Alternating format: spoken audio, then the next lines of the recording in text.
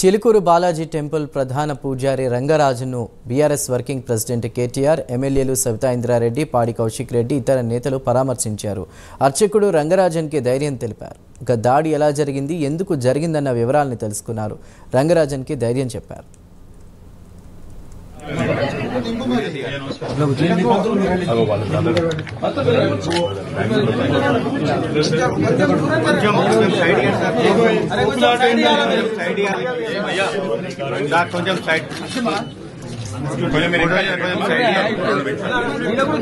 కొద్దిసేపు మాట్లాడుకోకుండా సైలెంట్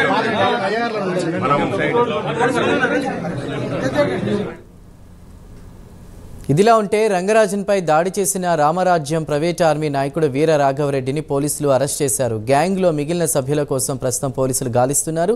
గతంలో కూడా వీర రాఘవరెడ్డిపై పలు కేసులు నమోదయ్యాయని పోలీసుల విచారణలో తేలింది. నెల జీతం ఇచ్చేలా సోషల్ మీడియాలో పోస్టులు పెట్టి 5,000 మందితో ప్రైవేటు సైన్యాన్ని ఏర్పాటు చేశాడని గుర్తించారు. మరిన్ని అప్డేట్స్ మా ప్రతినిధి కుమార్ అందిస్తారు. కుమార్. Thank you Chandu. ఏదైతే రంగారెడ్డి జిల్లా మోయినాబాద్ పోలీస్ స్టేషన్ పరిధిలోని ఏదైతే చిలుకూరి బాలాజీ టెంపుల్ ప్రధాన అర్చకుడు రంగరాజన్ పై దాడి కేసుకి సంబంధించి పోలీసులు విచారణ కూడా చాలా వేగవంతం చేశారని చెప్పొచ్చు. 2 రోజుల క్రితం ఏదైతే రంగరాజుపై ఏదైతే ఈ దాడి అయితే జరిగింది, ముఖ్యంగా రామరాజ్యం పేరిట వీర రాఘవరెడ్డి అనే ఒక అతను ఒక ప్రైవేట్ సైన్యాన్ని తయారు చేసి సుమారు 5,000 మంది ప్రైవేట్ సైన్యాన్ని తయారు చేసి ఈ దాడులకు పాల్పడుతున్నట్లు కూడా ఇప్పటికే పోలీసులు గుర్తించారు. అలాగే వీర రాఘవరెడ్డిని కూడా అదుపులోకి అయితే తీసుకున్నారు. గతంలోని వీర రాఘవరెడ్డి చేసిన ఇలాంటి దాడులకు సంబంధించి కూడా పోలీసులు విచారణ అయితే కొనసాగిస్తున్నారు.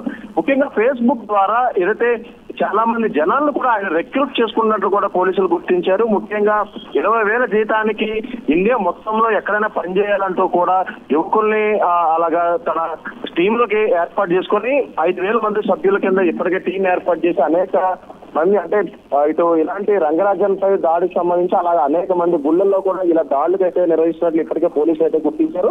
ముఖ్యంగా రంగరాజన్ పై జరిగిన దాడికి సంబంధించి ఈ రోజు ఏదైతే కేటీఆర్ తో పాటు ఎమ్మెల్యే సవితా ఇంద్రారెడ్డి, పాడి కౌశిక్ రెడ్డి ఇతర నేతలు అందరూ కూడా రంగరాజన్ పరామర్శించారు. నిన్న రంగరాజన్ పై కొంతమంది అయితే ఈ దుండగుల దాడికి సంబంధించి హైదరాబాద్ పిఎస్ లో కూడా ఇప్పటికే పోలీస్ స్టేషన్ లో కంప్లైంట్ ఇవ్వడం జరిగింది. దానిపై కంప్లైంట్ కూడా ఎఫ్ఐఆర్ కూడా నమోదైంది.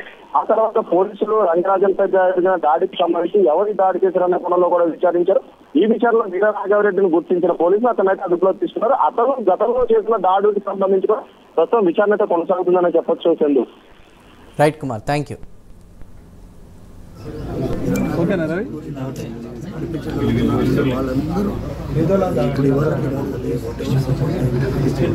They're like family. 100%.